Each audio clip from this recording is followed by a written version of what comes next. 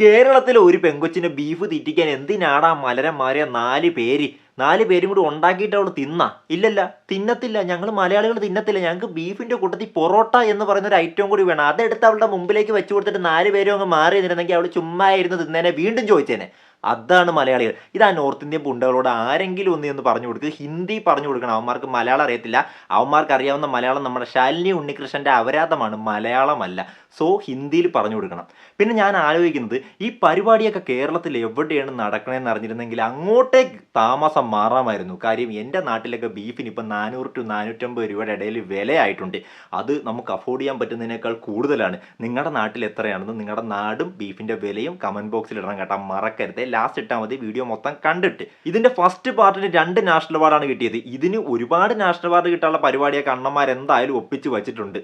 എന്തായാലും കേരളം എന്ന് പറയുന്ന നമ്മുടെ സംസ്ഥാനത്തിൻ്റെ പേരെടുത്തിട്ട്, അതും എല്ലാ മതസ്ഥരും സ്നേഹത്തോടെ, സന്തോഷത്തോടുകൂടി, സമാധാനത്തോടുകൂടി, സാഹോദര്യത്തോടുകൂടി, ഒത്തൊരുമയോടുകൂടി ജീവിക്കുന്ന നമ്മുടെ സംസ്ഥാനത്തിൻ്റെ പേരെടുത്തിട്ട് ഡീഫെയിം ചെയ്ത് കാണിച്ചിട്ടും ആരും എന്ന് ഞാൻ ഉദ്ദേശിക്കുന്നത് ആരാണെന്ന് നിങ്ങൾക്കറിയാം. ഒരു ടീമും വന്ന് പ്രതികരിക്കുന്നില്ല എന്ന് ഓർക്കാൻ നേരത്ത് വെറും പുച്ഛം തോന്നുന്നു. ഇതാ പച്ച തമിഴന്മാർ വല്ല ആയിരുന്നെങ്കിൽ തമിഴ്നാട് സ്റ്റോറി എന്നൊരു പടം അവിടെ ഇറക്കി നോക്ക്.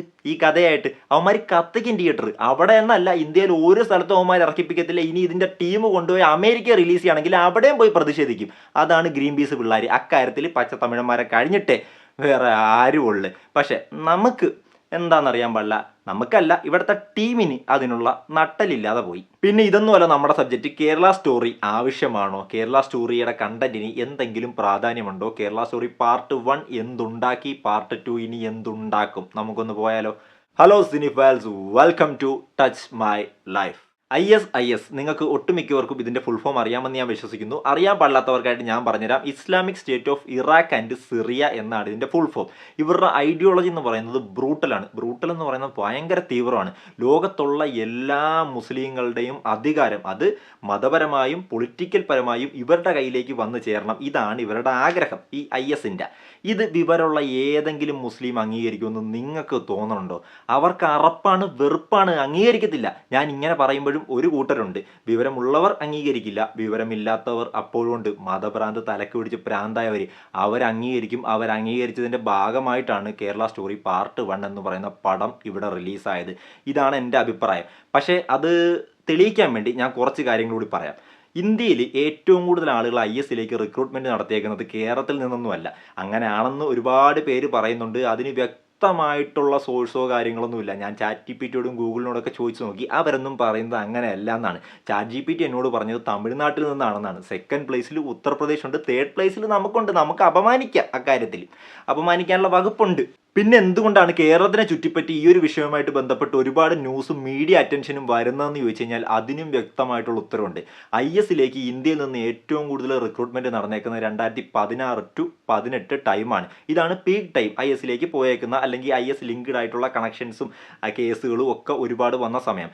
ഈ സമയത്ത് ഇന്ത്യയിൽ നിന്ന് ഏറ്റവും കൂടുതൽ ആളുകൾ ISലേക്ക് പോയേക്കുന്നത് നമുക്ക് അപമാനിക്കാൻ പറ്റുന്ന നമ്മുടെ സംസ്ഥാനത്തിൽ നിന്നാണ്. ആ ഒരു കാര്യത്തിൽ നമുക്ക് അന്തസ്സായിട്ട് അപമാനിക്കാം. കേരളത്തിൽ നിന്ന് 20 to 30 ആളുകളാണ് ISലേക്ക് ആ ടൈമിൽ പോയത്. അതുകൊണ്ടാണ് ഇത്രമാത്രം മീഡിയ അറ്റൻഷൻ നമുക്ക് കിട്ടിയത്. പിന്നെ വേറൊരു അത്ഭുതപ്പെടുന്ന കാര്യം എന്ന് പറഞ്ഞാൽ ഫാമിലി ആയിട്ടൊക്കെ പോയിട്ടുണ്ടേ. ടൂർ പോകുന്ന പോലെ അഫ്ഗാനിസ്ഥാനിലും സിറിയയിലേക്കും ഒക്കെ ISലേക്ക് ജോയിൻ ചെയ്യാൻ പോയിട്ടുണ്ട്.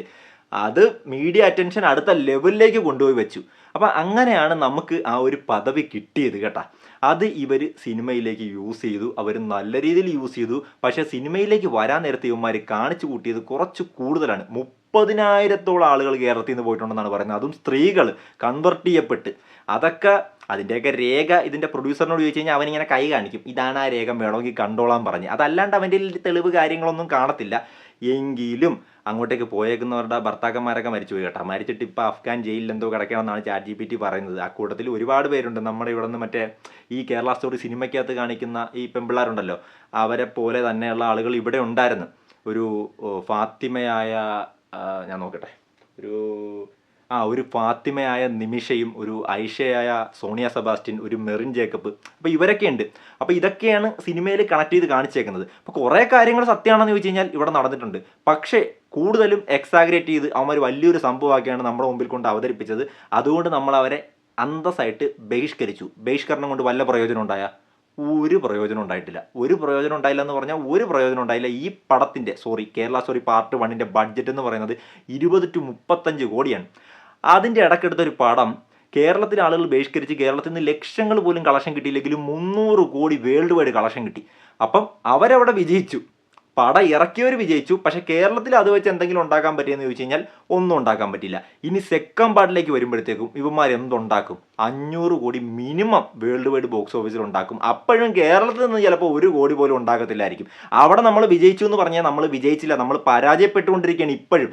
കാര്യം കേരള സ്റ്റോറി പാർട്ട് 2ൻ്റെ ട്രെയിലർ റിലീസായ സമയം മുതൽ സോഷ്യൽ മീഡിയയിൽ പലരും കിടന്ന് തമ്മിലടിയാണ് ഇപ്പോഴും. ഇതൊക്കെ കേരളത്തിൽ നടക്കുന്നുണ്ടെന്ന് പറഞ്ഞൊരു കൂട്ടർ, നടക്കുന്നില്ല എന്ന് പറഞ്ഞൊരു കൂട്ടർ. നമ്മളിങ്ങനെ തമ്മിലടിച്ചാൽ തന്നെ അവർ വിജയിച്ചു എന്നാണ്. സിനിമ ഇവിടെ റിലീസ് ചെയ്യണ്ട, ഇവിടെ ഓടണ്ട, ഇവിടെ നിന്ന് കളക്ട് ചെയ്യണ്ട. പക്ഷെ നമ്മൾ ഇതിൻ്റെ പേരിൽ സംസാരിച്ചാൽ, ഇവിടുത്തെ ഹിന്ദുവും ക്രിസ്ത്യനും മുസ്ലിമും സംസാരിച്ചാൽ അവർ വിജയിച്ചു.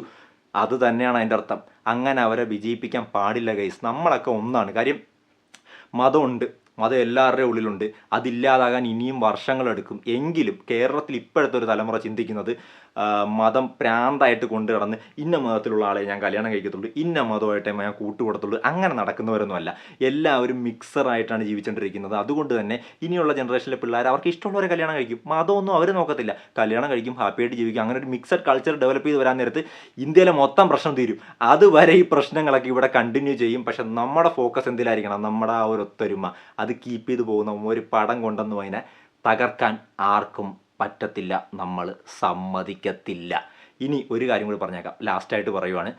ബീഫിന് എത്രയാണ് വില നിങ്ങളുടെ നാട്ടിൽ? നാടിൻ്റെ പേരും ബീഫിൻ്റെ വിലയും കമൻറ്റ് ബോക്സിൽ ഇടുക. പിന്നെ ഒരു കാര്യം കൂടി പറയാം, മനസ്സിൽ വെച്ചോ, ഈ സിനിമ നിങ്ങൾക്ക് കാണാം, കാണാതിരിക്കാം, നിങ്ങളുടെ ഇഷ്ടമാണ്, നിങ്ങളുടെ ചോയ്സാണ്. പക്ഷേ നമുക്ക് വേണ്ടത് കലയാണ് ഗൈസ്, യുദ്ധമല്ല. We need art, not war. അത് എല്ലാവരെയും ഓർമ്മപ്പെടുത്തുന്നു. ഈ സിനിമ ഇതിൻ്റെ കലയാണെന്നൊക്കെ ഇതിൻ്റെ ഡയറക്ടറും പ്രൊഡ്യൂസറൊക്കെ അവകാശപ്പെടും. ഞങ്ങളുടെ കലയാണ്. പക്ഷേ നമ്മളെ സംബന്ധിച്ച് ഇതൊരു യുദ്ധത്തിലേക്കുള്ള ചവിട്ടുപടിയാണ്. എന്തായാലും കമൻറ്റ് ബോക്സിലിടുക. വീഡിയോ ഇഷ്ടപ്പെട്ടെങ്കിൽ ലൈക്ക് ചെയ്തിട്ട് കമൻറ്റ് ചെയ്യുക, ഇല്ലെങ്കിൽ ഡിസ്ലൈക്ക് ചെയ്തിട്ട് കമൻറ്റ് ചെയ്യുക. രണ്ടാണെങ്കിലും ചാനലൊന്ന് സബ്സ്ക്രൈബ് ചെയ്യാൻ മറക്കരുത്. നമ്മുടെ അടുത്ത വീഡിയോയും സിനിമ റിലേറ്റഡ് ആയിട്ടുള്ള വീഡിയോ ആണ് നമ്മുടെ ചാനലിൽ, അതാണ് ചെയ്തുകൊണ്ടിരിക്കുന്നത്. താല്പര്യമുള്ളവർ കൂടെ കൂടണം. Bye bye. ഒരു കാര്യം പറയാൻ മറന്നുപോയി, ഇതിൻ്റെ സെക്കൻഡ് പാർട്ട് ന്യൂമാർക്ക് ഇന്ത്യ സ്റ്റോറി എന്ന് പേരിടായിരുന്നു. കാര്യം മധ്യപ്രദേശും രാജസ്ഥാനൊക്കെ കാണിച്ചിട്ടാണ് കേരള കാണിക്കുന്നത്. അത് തന്നെ ഒരു സിഗ്നലാണ് കേട്ടാ. മധ്യപ്രദേശ്, രാജസ്ഥാൻ, പിന്നെ കേരളം തന്നെയാണ് ഇതിനകത്തവന്മാർ കത്തിക്കാൻ പോണത്. സോ ബിവെയർ, ചതിക്കുഴിയിൽ നമ്മൾ വീഴാൻ പാടില്ല. Bye bye. അത് സിനിമയുടെ ചതിക്കുഴി മാത്രമല്ല, കേരള സ്റ്റോറി സിനിമയ്ക്കകത്ത് കാണിക്കുന്ന കാര്യങ്ങൾ ഇവിടെ നടന്നിട്ടുള്ളതാണ്. ആ ചതിക്കുഴികളിലും നമ്മൾ വീഴാൻ പാടില്ല. Bye bye.